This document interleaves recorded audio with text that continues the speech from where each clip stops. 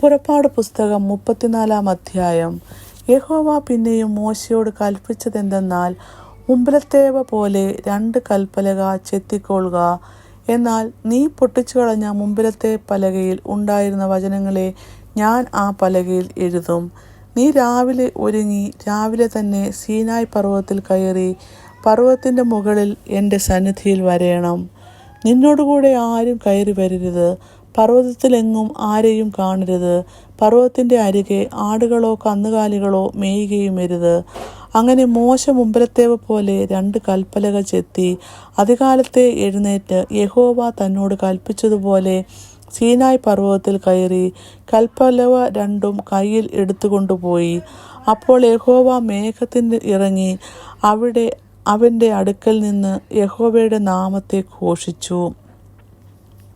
യഹോവ അവൻ്റെ മുമ്പാകെ കടന്ന് ഘോഷിച്ചത് എന്തെന്നാൽ, യഹോവ യഹോവയായ ദൈവം, കരുണയും കൃപയുമുള്ളവൻ, ദീർഘക്ഷമയും മഹാദയും വിശ്വസ്തതയുമുള്ളവൻ, 1000 ദയ പാലിക്കുന്നവൻ, അകൃത്യവും അതിക്രമവും പാപവും ക്ഷമിക്കുന്നവൻ, കുറ്റമുള്ളവനെ വെറുതെ വിടാതെ പിതാക്കന്മാരുടെ അകൃത്യം മക്കളുടെ മേലും മക്കളുടെ മക്കളുടെ മേലും 3-ാമത്തെയും 4-ാമത്തെയും തലമുറയോളം സന്ദർശിക്കുന്നവൻ.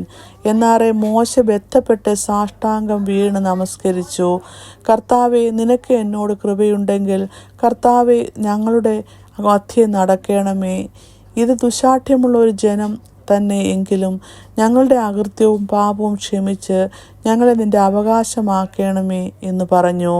അതിന് അവൻ അരുളിച്ചെയ്തതെന്തെന്നാൽ, ഞാനൊരു നിയമം ഉണ്ടാക്കുന്നു. ഭൂമിയിലെങ്ങും ഒരു ജാതിയിലും സംഭവിച്ചിട്ടില്ലാത്ത അത്ഭുതങ്ങൾ നിന്റെ സർവ്വജനത്തിനു മുമ്പാകെ ഞാൻ ചെയ്യും. നീ സഹവാസം ചെയ്തു പോരുന്ന ജനമൊക്കെയും യഹോവയുടെ പ്രവൃത്തിയെ കാണും. ഞാൻ നിന്നോട് ചെയ്യുവാനിരിക്കുന്നത് ഭയങ്കരമായുള്ളത് തന്നെ. ഇന്ന് ഞാൻ നിന്നോട് കൽപ്പിക്കുന്നത് സൂക്ഷിച്ചുകൊള്ളുക. അമോര്യർ, കനാന്യർ, ഹിത്യർ, പെരിസ്യർ, ഹിവിയർ, എബ്യൂസ്യർ എന്നിവരെ ഞാൻ നിന്റെ മുമ്പിൽ നിന്ന് ഓടിച്ചു കളയും. നീ ചെല്ലുന്ന ദേശത്തിലെ നിവാസികളോട് നീ ഒരു ഉടമ്പടി ചെയ്യാതിരിപ്പാൻ കരുതിക്കൊള്ളുക. അല്ലാഞ്ഞാൽ അത് നിന്റെ മധ്യേ ഒരു കെണിയായിരിക്കും.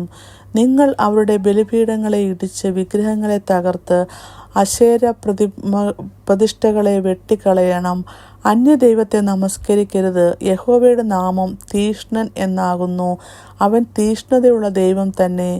ആ ദേശത്തിലെ നിവാസികളോട് ഉടമ്പടി ചെയ്യുകയും അവരുടെ ദേവന്മാരോട് അവർ പരസംഗം ചെയ്ത് അവരുടെ ദേവന്മാർക്ക് ബലി കഴിക്കുമ്പോൾ നിന്നെ വിളിക്കുകയും നീ ചെന്ന് അവരുടെ ബലികൾ തിന്നുകയും അവരുടെ പുത്രിമാരിൽ നിന്ന് നിന്റെ പുത്രന്മാർക്ക് ഭാര്യമാരെ എടുക്കുകയും അവരുടെ പുത്രിമാർ തങ്ങളുടെ ദേവന്മാരോട് പരസംഗം ചെയ്യുമ്പോൾ നിന്റെ പുത്രന്മാരെ കൊണ്ട് അവരുടെ ദേവന്മാരോട് പരസംഗം ചെയ്യിക്കുകയും ചെയ്യുവാൻ ഇടപെടരുത്. ദേവന്മാരെ വാർത്തുണ്ടാക്കരുത്. പുളിപ്പില്ലാത്ത അപ്പത്തിൻ്റെ ഉത്സവം നീ ആചരിക്കണം. ഞാൻ നിന്നോട് കൽപ്പിച്ചതുപോലെ അബീബ് മാസത്തിൽ നിശ്ചയിച്ച സമയത്ത് 7 ദിവസം പുളിപ്പില്ലാത്ത അപ്പം തിന്നേണം. അബീബ് മാസത്തിലല്ലോ നീ മിസ്രയീമിൽ നിന്ന് പുറപ്പെട്ടു പോന്നത്.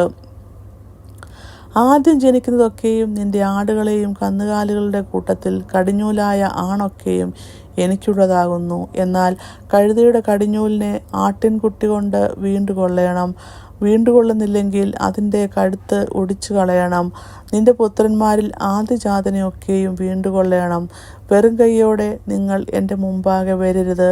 6 ദിവസം വേല ചെയ്യണം. 7-ാം ദിവസം സ്വസ്ഥമായിരിക്കണം. വിതകാലമോ കൊയ്ത്തുകാലമോ ആയാലും സ്വസ്ഥമായിരിക്കണം. ഗോതമ്പ് കൊയ്ത്തിലെ ആദ്യ ഫലോത്സവമായ വാരോത്സവവും ആണ്ടർതിയിലെ കായ്കനി പെരുന്നാളും നീ ആചരിക്കണം. സംവത്സരത്തിൽ 3 പ്രാവശ്യം പുരുഷന്മാരൊക്കെയും ഇസ്രായേലിന്റെ ദൈവമായ യഹോവയായ കർത്താവിൻ്റെ മുമ്പാകെ വരേണം. ഞാൻ ജാതികളെ നിന്റെ മുമ്പിൽ നിന്നും ഓടിച്ചു കളഞ്ഞ് നിന്റെ അതിർത്തികളെ വിശാലമാക്കും. നീ സംവത്സരത്തിൽ 3 പ്രാവശ്യം നിന്റെ ദൈവമായ യഹോവയുടെ മുമ്പാകെ ചെല്ലുവാൻ കയറിപ്പോയിരിക്കുമ്പോൾ ഒരു മനുഷ്യനും നിന്റെ ദേശം മോഹിക്കയില്ല. നിന്റെ യാഗരക്തം പുളിപ്പുള്ള അപ്പത്തോടുകൂടെ അർപ്പിക്കരുത്. പെസഹ പെരുന്നാളിലെ യാഗം പ്രഭാതകാലം വരെ വെച്ചേക്കരുത്. നിന്റെ നിലത്തിലെ ആദ്യ വിളവിൻ്റെ ആദ്യ ഫലം നിന്റെ ദൈവമായ യഹോവയുടെ ആലയത്തിൽ കൊണ്ടുവരേണം. കോലാട്ടിൻകുട്ടിയെ അതിൻ്റെ തള്ളയുടെ പാലിൽ പാകം ചെയ്യരുത്. യഹോവ പിന്നെയും മോശയോട്, ഈ വചനങ്ങളെ എഴുതിക്കൊള്ളുക. ഈ വചനങ്ങൾ ആധാരമാക്കി ഞാൻ നിന്നോടും ഇസ്രായേലിനോടും നിയമം ചെയ്തിരിക്കുന്നു എന്ന് അരുളിച്ചെയ്തു. അവൻ അവിടെ ഭക്ഷണം കഴിക്കാതെയും വെള്ളം കുടിക്കാതെയും 40 പകലും 40 രാവും യഹോവയോടു കൂടെ ആയിരുന്നു. അവൻ 10 കൽപ്പനയായ നിയമത്തിൻ്റെ വചനങ്ങളെ പലകയിൽ എഴുതിക്കൊടുത്തു. അവൻ തന്നോട് അരുളിച്ചെയ്ത നിമിത്തം തൻ്റെ മുഖത്തിന് ത്വക്ക് പ്രകാശിച്ചു എന്ന് മോശ സാക്ഷ്യത്തിൻ്റെ പലക രണ്ടും കയ്യിൽ പിടിച്ചുകൊണ്ട് സീനായി പർവ്വതത്തിൽ നിന്ന് ഇറങ്ങുമ്പോൾ അറിഞ്ഞില്ല. അഹരോനും ഇസ്രായേൽ മക്കൾ എല്ലാവരും മോശയെ നോക്കിയപ്പോൾ അവൻ്റെ മുഖത്തിൻ്റെ ത്വക്ക് പ്രകാശിക്കുന്നത് കണ്ടു. അതുകൊണ്ട് അവർ അവൻ്റെ അടുക്കൽ ചെല്ലുവാൻ ഭയപ്പെട്ടു. മോശ അവരെ വിളിച്ചു. അപ്പോൾ അഹരോനും സഭയിലെ പ്രമാണികളൊക്കെയും അവൻ്റെ അടുക്കൽ മടങ്ങി വന്നു. മോശ അവരോട് സംസാരിച്ചത്. അതിനുശേഷം ഇസ്രായേൽ മക്കളൊക്കെയും അവൻ്റെ അടുക്കൽ ചെന്ന് സീനായി പർവ്വതത്തിൽ വെച്ച് യഹോവ തന്നോട് അരുളിച്ചെയ്തതൊക്കെയും അവൻ അവരോട് ആജ്ഞാപിച്ചു. മോശ അവരോട് സംസാരിച്ചു കഴിഞ്ഞപ്പോൾ അവൻ തൻ്റെ മുഖത്ത് ഒരു മൂടുപടമിട്ടു. മോശ യഹോവയോട് സംസാരിക്കേണ്ടതിന് അവൻ്റെ സന്നിധാനത്തിൽ കടക്കുമ്പോൾ പുറത്തു വരുവോളം മൂടുപടം നീക്കിയിരിക്കും.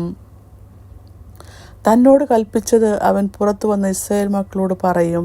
ഇസ്രായേൽ മക്കൾ മോശയുടെ മുഖത്തിൻ്റെ ത്വക്ക് പ്രകാശിക്കുന്നതായി കണ്ടതുകൊണ്ട് മോശ അവനോട് സംസാരിക്കേണ്ടതിന് അകത്ത് കടക്കുവോളം മൂടുപടം പിന്നെയും തൻ്റെ മുഖത്ത് ഇട്ടുകൊള്ളും. ഇങ്ങനെ 34 അധ്യായം അവസാനിക്കുന്നു.